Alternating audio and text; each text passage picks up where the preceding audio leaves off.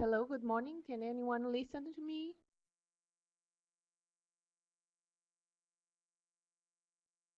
Okay, perfect. So, good morning,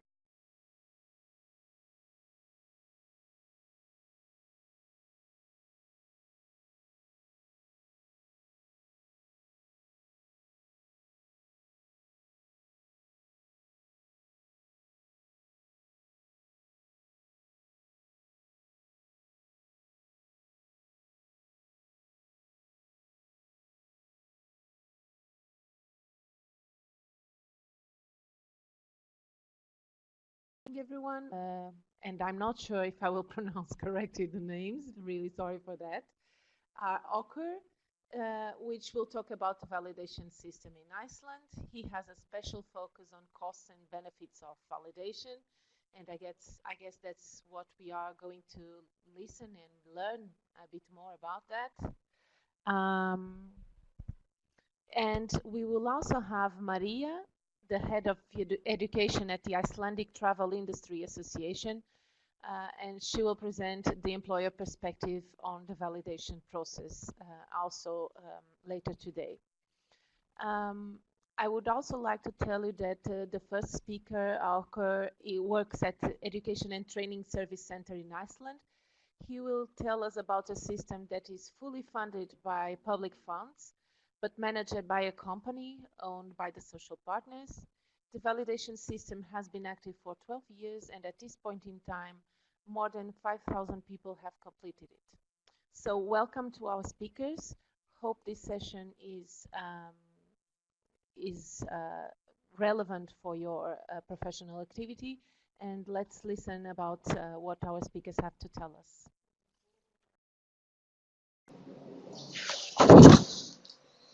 Thank you, Susan.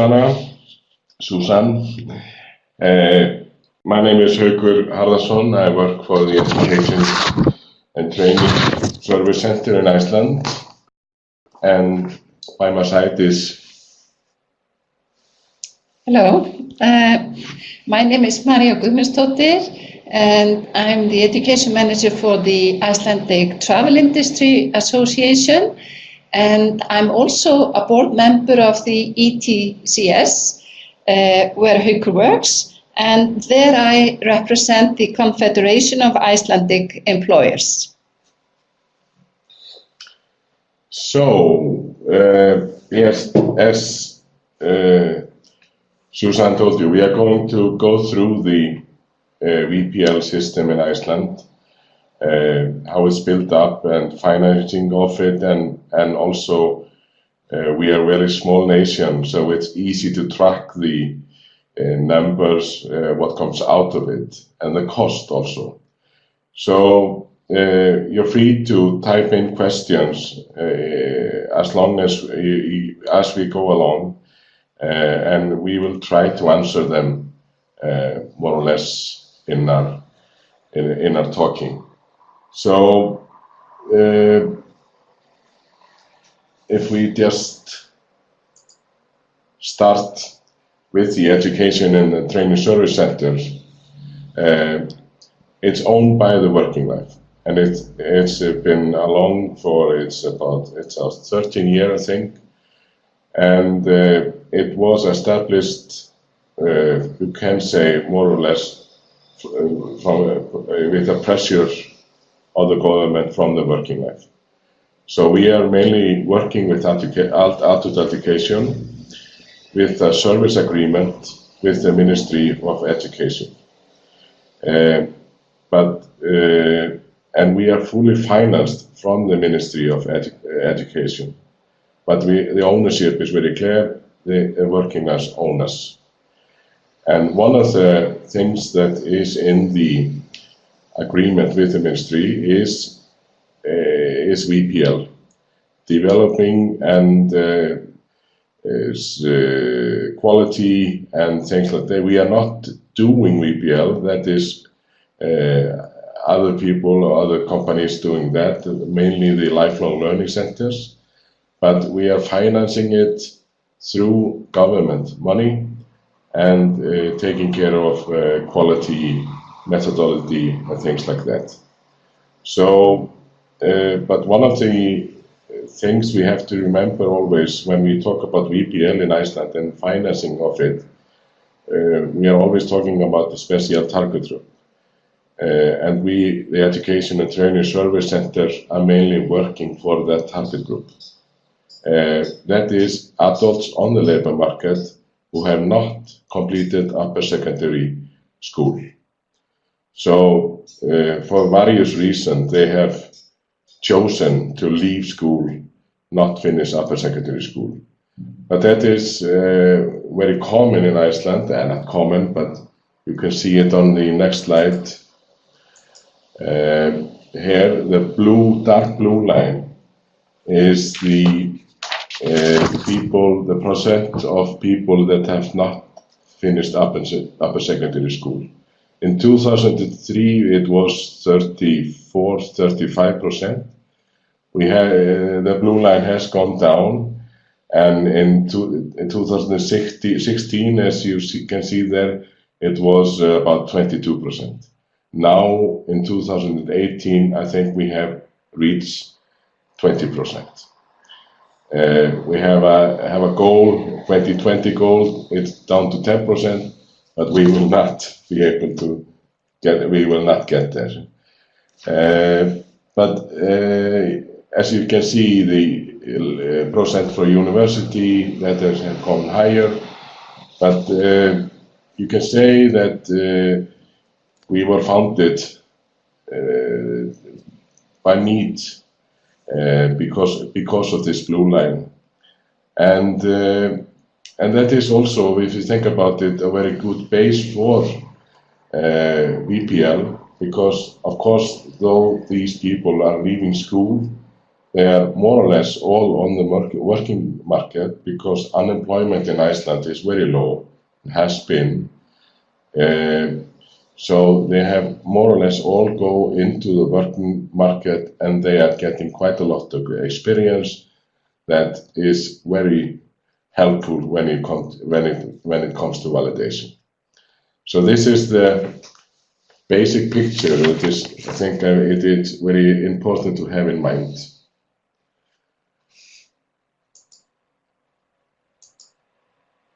Okay. Now it's the complicated picture. In the center there, you can see the Education and Training Service Centers.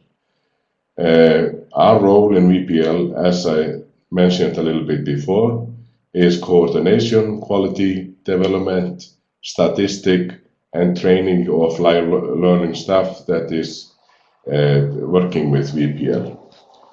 So we are financed, as we said, from the government, and you can see the Ministry of Education there on the right side, and the lifelong learning centers on the left side.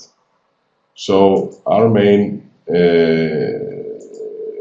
we provide support to the lifelong learning centers that are working with VPL. The lifelong learning centers are their responsibility is marketing VPL, counseling to people that are thinking about VPL or going through VPL, and implementation. And the flow of the money is always important. So the Ministry of Education is funding the Education and Training Service Center and funding VPL for the target group, people that have not finished upper secondary school, through a fund that we call the educational fund. So you can see there is one way is funding the Education and Training Service Center. The other thing is the educational fund. The money flows on from the education fund to the lifelong learning centers, and we have to we collect all the statistics and things about from things like that from the lifelong learning centers, and we the results we have to once, 2, 3 times a year and every 5 years a big survey from the Ministry of Education. How are we doing? Is this relevant? Is this money well spent? And at least so on, the ministry says yes, it is money well spent.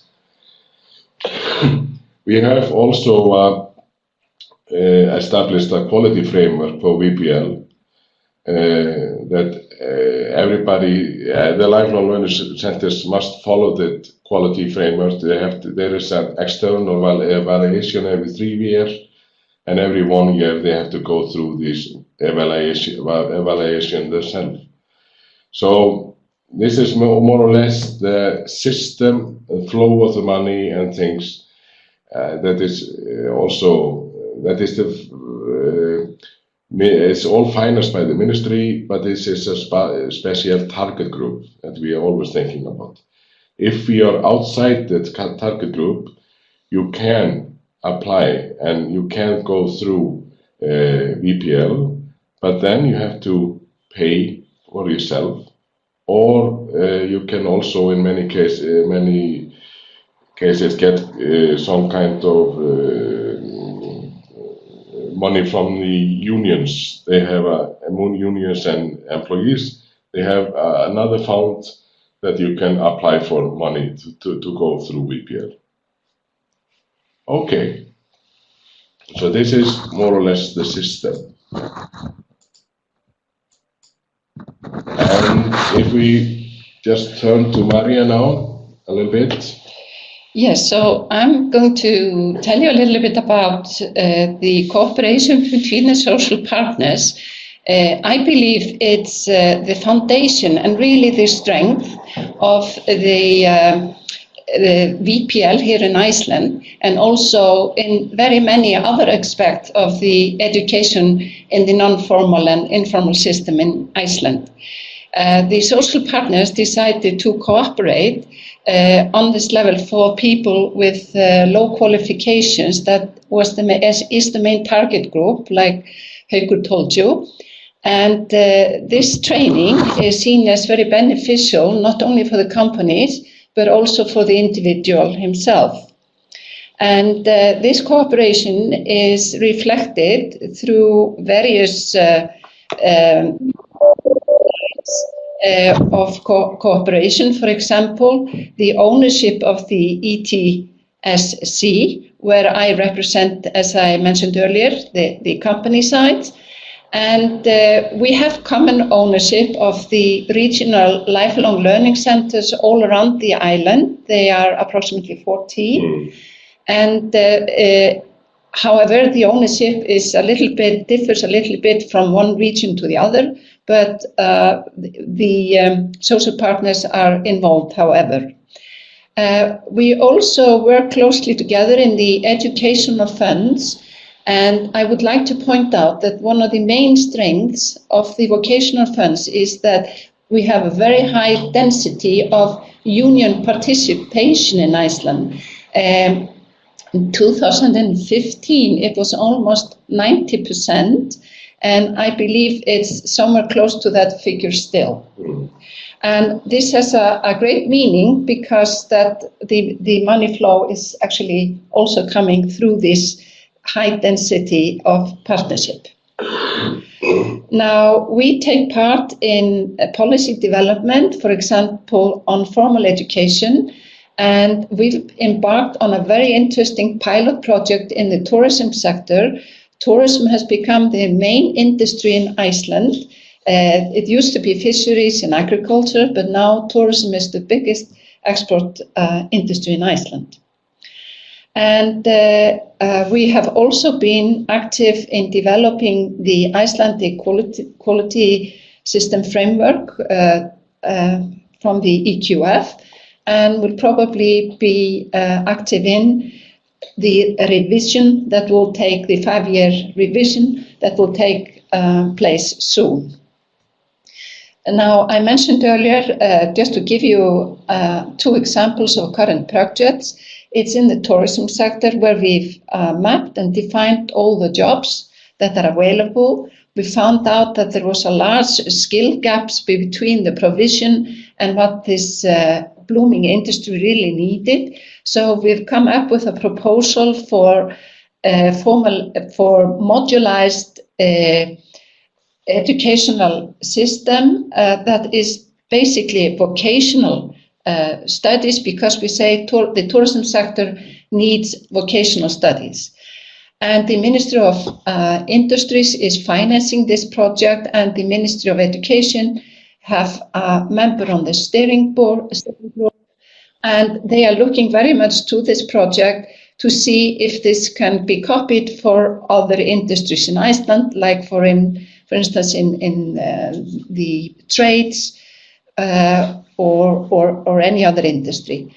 And the Education and Training Service Center is housing or looking after this project in cooperation, in very strong cooperation with the industry itself. And we've also come in very strongly in developing the validation system in working line. And we have started, we used to validate mostly against curriculum, but we have now started a project where we are validating against special job standards. Now, the development of the function of the validation system, which is supported by the social partners, is reflected in the participation of the decisions for the national validation. And we have the common emphasis, although it's based on different needs.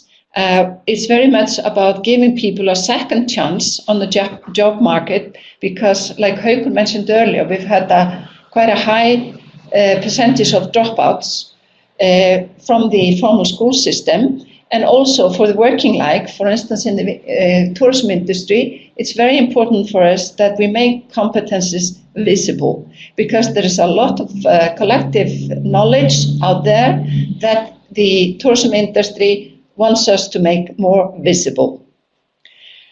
And I also want to mention that for this target group, which is people with little formal education, the VPL is free of charge. And just to run you through a few of the other emphasis in our cooperation, we can mention that we are involved in the coordination of the VPL process. We are involved in the financing of it, and which entrances requirements are made in this process, as well as being active in the steering groups and in the process itself. We are also active when it comes to career counseling, and it's not only career counseling for the VPL, it's also about a wider outreach for lifelong learning, for instance. And we are assisting with deciding which target groups need to be addressed. And an example of that is, for instance, we are very interested, if I mention it from the social partner side, is, for instance, the project called VISCA, where we have foreign workers, as we have quite a lot of foreign workers working in our tourism industry, and they have qualifications that we would like to be made more visible. Maids, for instance, is one of the jobs that we are looking at. And we have also been included in the regulation of the VPL since 2011. So that's all I have to say for now. Well, it's back to me. When we talk about VPL in Iceland, we have to remember that Iceland is a small, not so maybe a small country but the people who live there, we are not so many. So the labor market in Iceland is about 210,000 people. Unemployment is now up to 2.5, 2.8, I think, latest numbers. and that is rather high on our scale. We have had it down to 1%, but after the economic crisis in Iceland, we went up to 11%. So the target group for VPL, that, as we have talked about, the people that have not finished upper secondary school, is about 35,000 people. And from the year 2007, almost 5,000 people has gone through the system, the VPL system. And these numbers you see there, 423 up to 588, 516, these are the numbers of people that has gone through VPL each and every year. We have higher demand, but there are two things we have to think about when we open up VPL for people on the working market.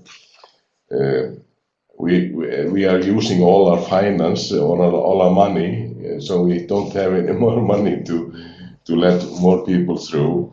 But also we have to think about entrance to the school after VPL. And as Maria said,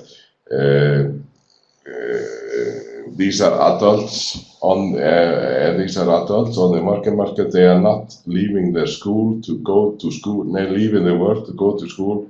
We have to find other ways. So we have to adjust the school system to them a little bit at least. And one thing we have to also always remember when we talk about VPL in Iceland is this figure here. It's a process. All steps are required, and if you want to call it a VPL, and it's built into regulations and laws here in Iceland what VPL is. So if you just going to do portfolio or something like that, that's of course is fine, but it's not VPL. And we have always in our system looked into the European guidelines when we have built up our system. So if you want to finance a VPL in Iceland for this target, you have to do this process. The average age of people that has been going through VPL, all these, if you take this 4,993, it's 39.9. And you can see there in the blue boxes, the common age is, when we talk about vocational training, education is not what we call certified trade, is car mechanist, carpenters, and that is certified trades. The other box is for all the other vocational training education. So the main highest number there is 31 to 40 years, 40 years to 50 years, 31 to 40, 41 to 50. So in the beginning, when we were making the system, the school system was a little bit afraid of, okay, they are going to steal our young people and let them, they can go to VPL and we won't get them. But statistics show us, no, this is not the same target group we are aiming for in the school system and what the target group we are aiming for in VPL. So it's very easy for us, as we said, it's a small country with a small system, and we have more or less all the numbers. This is for the year 2018 numbers. In the year 577 people finished VPL process, and you only get paid if they finish the process. Average age is 38.6. Number of credits, we use credits in the formal school system, and that was 28,000. It doesn't say much for you, but it's about 1 year of shortening in school. When you're talking about upper secondary school, normally it's about the curriculums, they are about 2.5 to 3.5 years. So normally it's about 1 year shortening of school.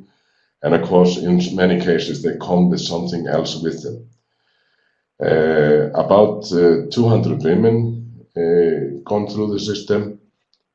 Okay, now I don't know what happens, but the slides just disappeared. No, they're back. And 300 and there's something happening with the slides. I don't know what it is. Okay. Okay. Yeah. And 377 men finished. And that's mainly because we are quite big in certified trade. That is where we started. We are moving into other territories now. Then is the money. And I think it's quite of interest in seeing how much VPL costs in Iceland. At least we have many people from abroad that say, we are applying, we are doing VPL, but we really don't know how much this costs. So this is our payment system. And as I said before, it's for each and every individual that finished VPL. And before you can go into the system, there is a screening interview. Do you have the experience? Are you likely to get something or out of EPL? And the screening interview for us is very important. It's very important for the ministry to use the money well that they are putting into EPL. But of course, it's not good for an individual that goes into the system if he doesn't have the experience, if he haven't anything to validate, then it's very important to point him or her into different ways. No, the VPL is not good for you, anything, but maybe you can go this way or this way. And it's, as you said, these people, they are mainly in the 30s or 40s, 40s or 50s, as we see abroad. So it's very important. The first steps are always hard. So it's very important they get a warm welcome when they take the first steps. So for each and every individual in the target group that finished the EPL, there is the payment is divided into 3 things. One is fixed payment.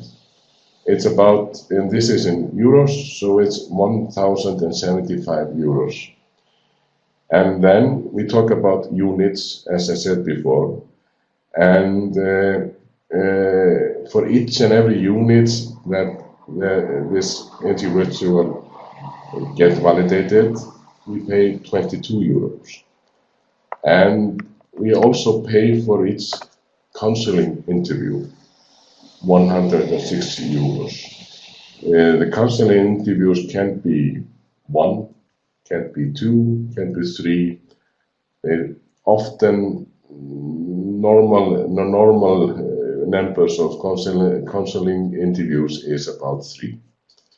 So if you take this together, you get a sum, and that is a payment you get paid for the individual that goes through all the system. And this is the average payment in 2018 for all VPL. As I said before, everybody you get fixed payment for everyone. It's 1,075. The average unit last year was 51. And the average payment for 51 unit is 1,133 euros, and the average counseling interviews was about 3. So you get 342 euros pay for that. So the cost per individual that goes through, average cost per individual that goes through the system is 2,550 euros. Sounds a lot, but you must remember Iceland is a very expensive country, and the salary here is quite high. So that affects the amount. But if you think about it the other way, it's only about 1/3 of the amount that would cost the government is if the individual would go through the formal education system. And he's also on the working market. He's paying taxes and everything.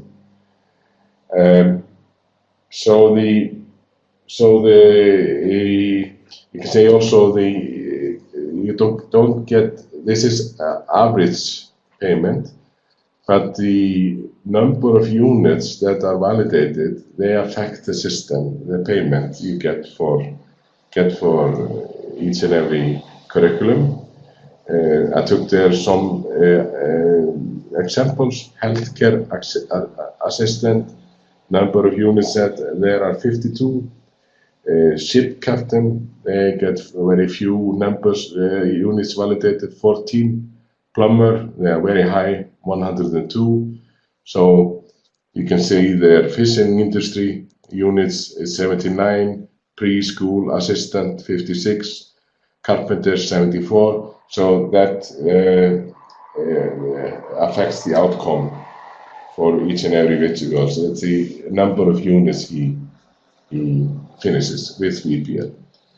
And the units they finish with VPL are put directly into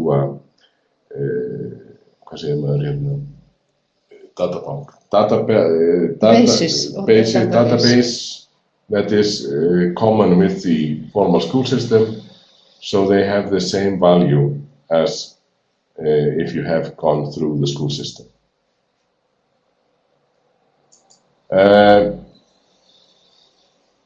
Some slides.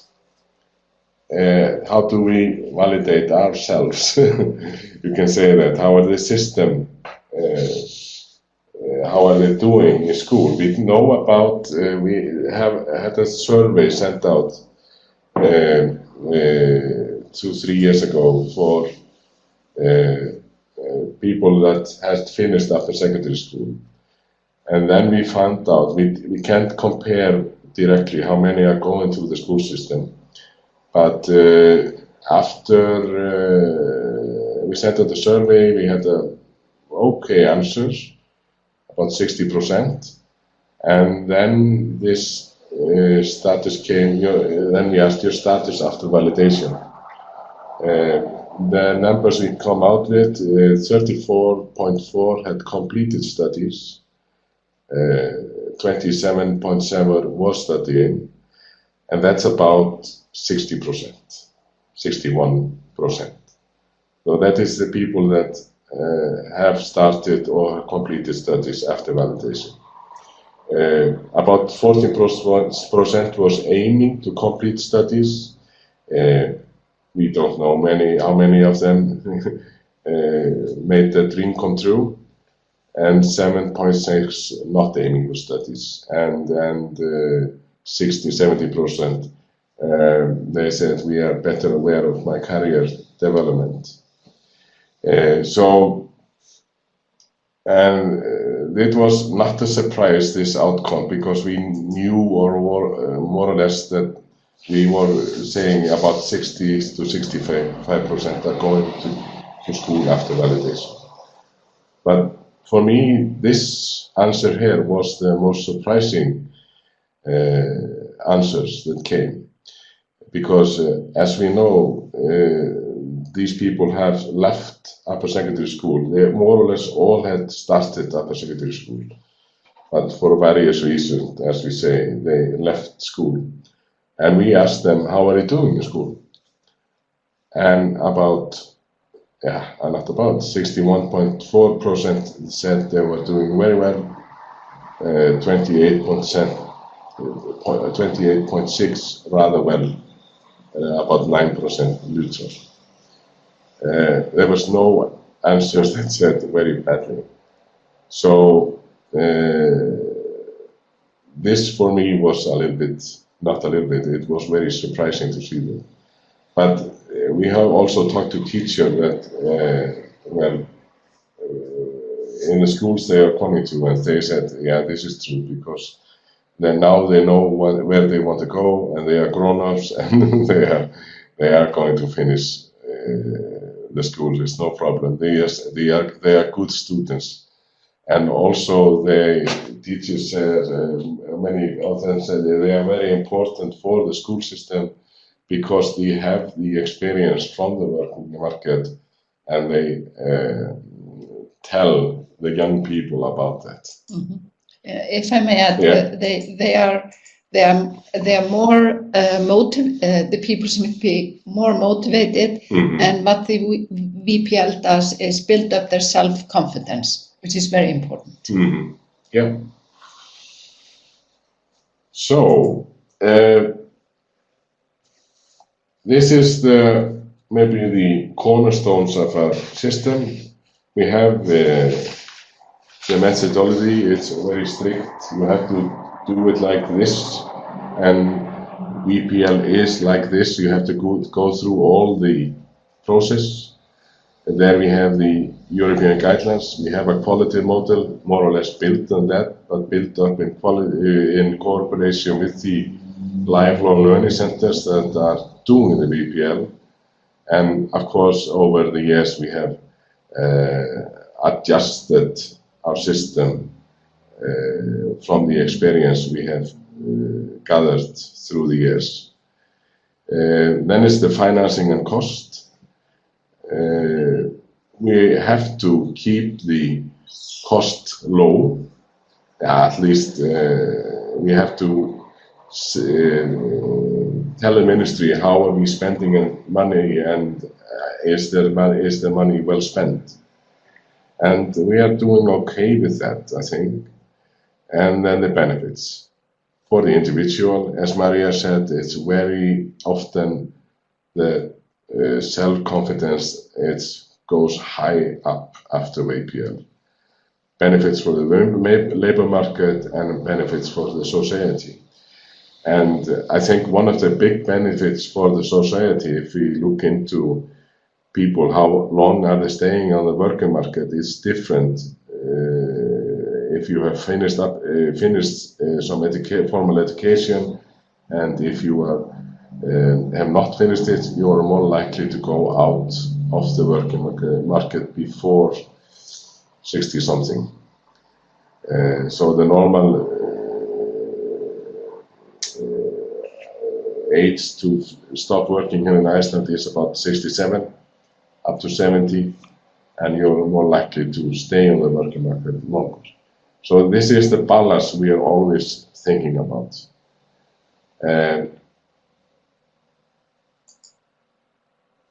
We have used this Nordic tool to measure our system.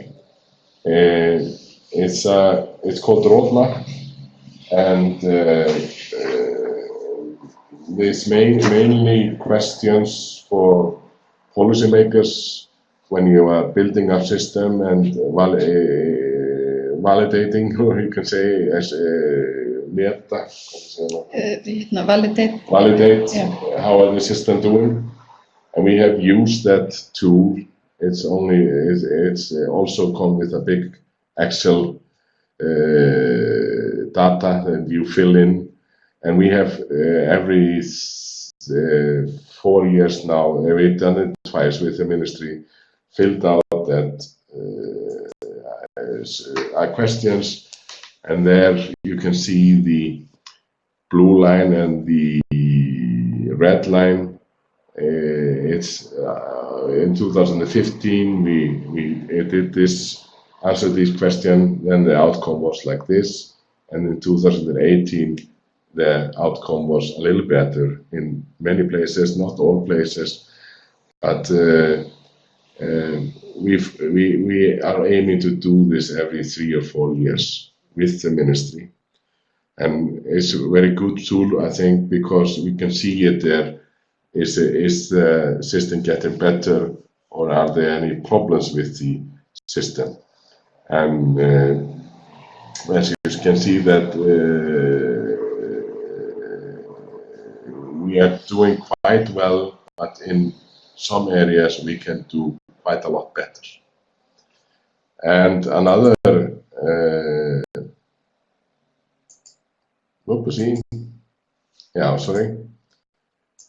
we can do better here, for example, and in the research area. Another model we have looked quite a lot into, and we have made changes or updated our system, is this quality model for validation in the Nordic countries. We have worked very closely with NVL. We are in a validation group there, Nordisk Voksenlærende, that was in Scandinavian. And the scope of the Nordic countries has more or less always been the individual in the center. And this quality model has been very useful for us to make adjustments and make our system better.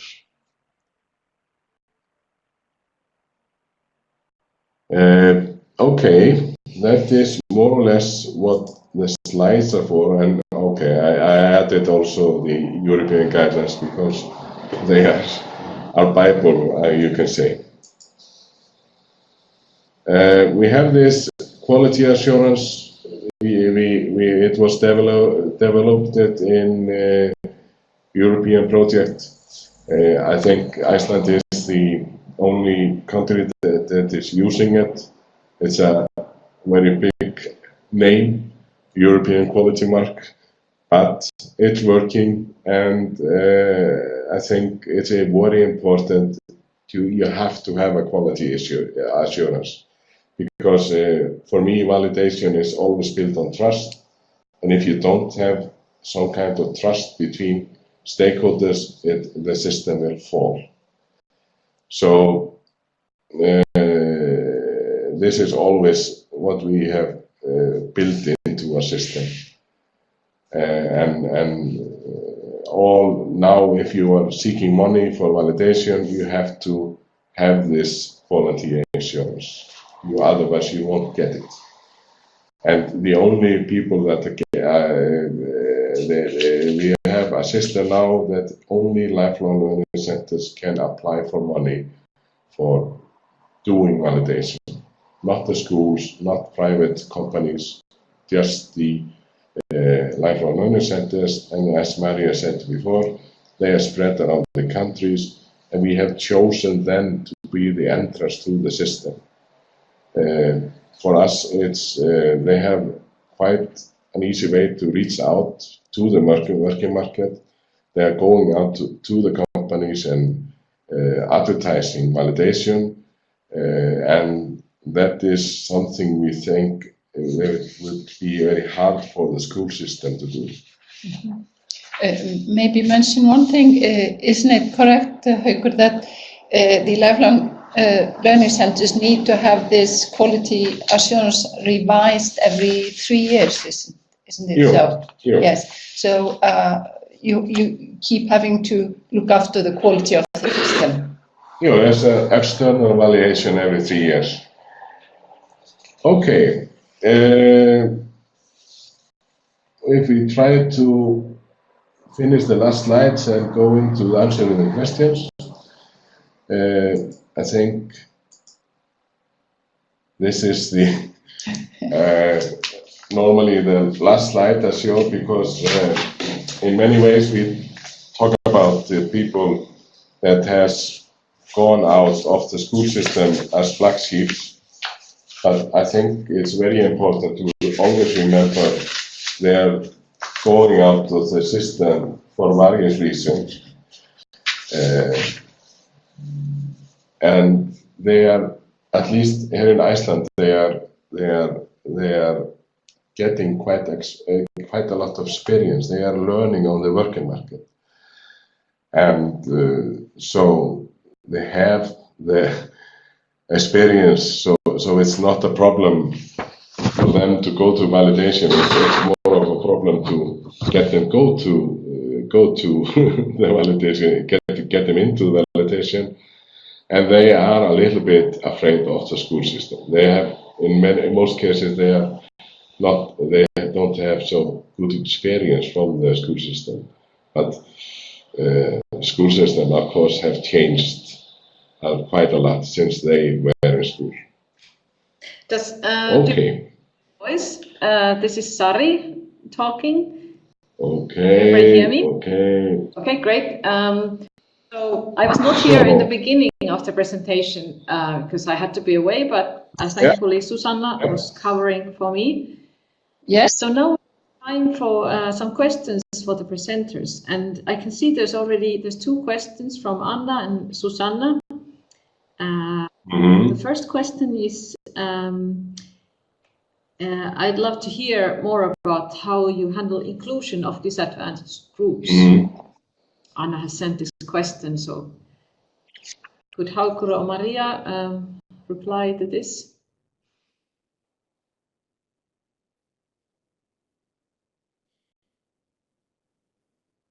It's written also there in the chat box on the left side. How you handle inclusion of disadvantaged groups. Inkludera, það var með. Bara fólki sjálf. Yeah. In the beginning, as we said, it was a little bit hard, or not maybe. I remember one of the first meeting about VPL. It was about VPL in carpentry, and the lifelong learning centers here in Reykjavik, they had gone out to the working places and said, "This is validation. We would like to invite you to come to a meeting that you will get all the information, and if you want to go through it, you can register there." And then we started waiting half an hour before the meeting, and nobody came. But suddenly we set up with 75 people on the meeting and only about 20 seats. 20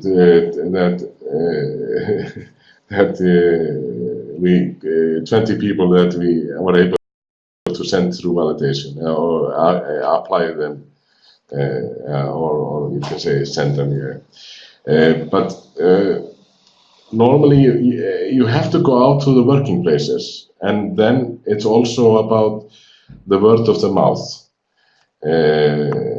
because when after 2 or 3 years the validation was beginning to get known out on the working market. It was a possibility if you had experience, validation was open.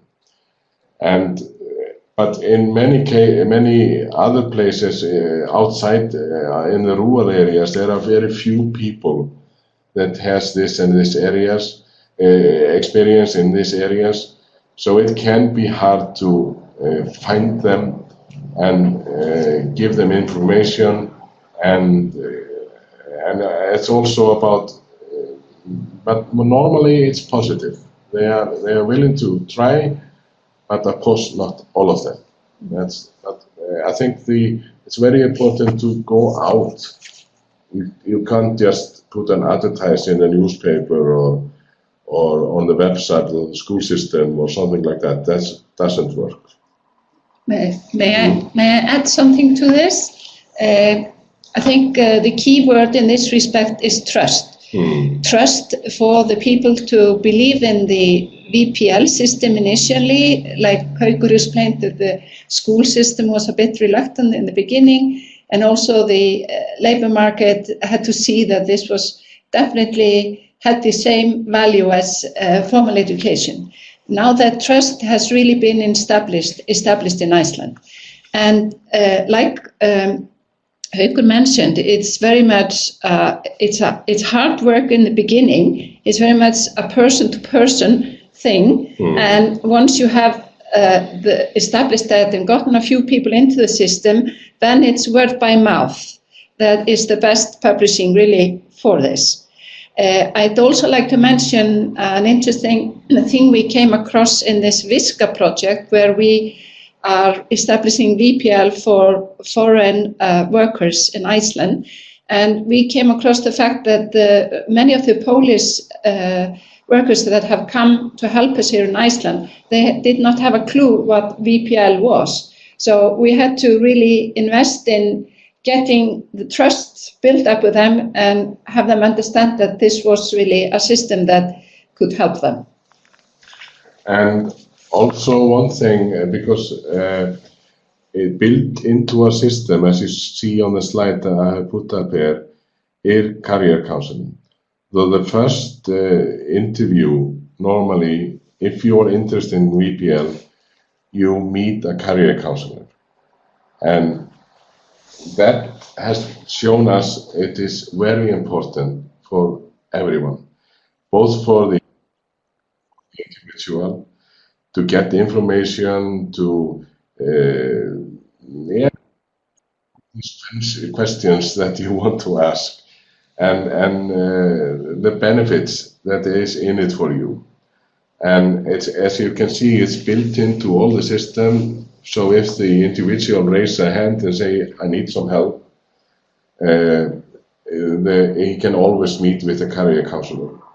And for me, it's also very important after the VPL, the follow-up, to get them to go into the formal school system. And then I know that for many of the adults, it's a big step. But as I say, once we got them in, there is no problem. May I'd like to add one more point. I think it's also very important that the social partners advocate this, and that the company owners, for instance, there's a constant lack of chefs. I think that's an international problem. But it's very much up to the company owners that they really should encourage their staff to go ahead and participate in VPL. So we have a role in that respect as well. Yeah, and we talk about one area, for example, the fishing industry. The fishing industry has changed quite a lot in over the years, and now more or less it's automatically all the cutting and things like cutting the fish. But the employers, they need more people that are willing to take responsibility about quality systems in the factories. So the job are changing. So we are working very closely with the fish factories to introducing VPL and getting people into the VPL process. So the next question was about measuring the impacts on society. No, we don't have any formal research. Now the first doctor is writing her doctor essay about VPL in Iceland. I think she will address this matter there. She tells me that she is going to be finished next year. But mainly we can, it's in all the goals of the government and everyone to give people second chance to learn. And VPL for us has been very helpful to doing that. And of course, one of the big issues is if these people were going to school, it would cost the society quite a lot of money. But I think the most, I know, as I said, we don't have any research on this, but for me it's quite, the biggest impact of VPL is on the individual. You can see them grow 2 or 3 sizes after VPL than before. And that is mainly the main benefits for the society. And many of them have talked about that. So? That sounds, yeah, very, very good. And I'm not sure if Nina's questions were already answered. Or Nina asked, what's the process of follow-up in Iceland after the course is finished? And you were telling earlier that the survey that you do, or did at least once. Do you want to tell a couple of words? We have a few minutes left in time before we have to finish, but if you want to say something about this follow-up process after the course is finished, Nina was asking. Nina, are we talking about the process of following up on the follow-up the individual? If we are talking about that, after the validation process has finished, there is an interview with the career counseling. What are you going to do with these results? And you have this opportunity if you want to go into the formal system. Of course, you have other possibilities if you want to go some other route. So it's always after the VPL, it's built into the model. You have a career counseling interview after the VPL. I know in many cases, if the people have not gone into the formal school system after 1 or 2 years, the career counselor is still there calling them and ask, "Hi Hugo, how are you doing? Are you going? What about this year or next year? What are you thinking about? Are you going to go in and finish your these things you studies yet you started with the VPL?" So the follow-up can be up to 2 or 3 years after the VPL. Okay, thanks very much for Haukur and Maria for this very enlightening presentation. At least for me, it cleared a lot what this validation is about. So I don't know it so well myself, working in a slightly different field. But I hope all the participants were able to get some useful information for your work, or I'm sure that you all did. And we have a presentation as a recording on the platform. And maybe we also could get these links to these, what you mentioned, what Haukur mentioned, this roadmap and the quality model that are by NVL. So people who are interested in those, maybe they can go and take a closer look as well. Yeah, so I found this was really interesting. And oh yeah, we're also putting the recording on YouTube. My colleague from the EAE office is mentioning, and it can also be found there, but also from the AE learning platform. And remember that if you want to get the badge for this session, there's a task for you in the learning platform about financing of the VPL, about the financing model. So please go and answer those questions if you would like to get the badge. And so next week, we have our 5th session in the tailor-made offer module, and it's about implementing the life skills approach. So welcome next week, the same time, 11 CET, if you would like to hear about life skills approach and how that's used in adult education in the UK. And you can also read more about that webinar on the learning platform. So thanks on my behalf, and hope to talk to you or have you here again on the our webinar next week, Tuesday. Thanks very much. Yeah. Thank you. Thank you from Iceland. Bye-bye.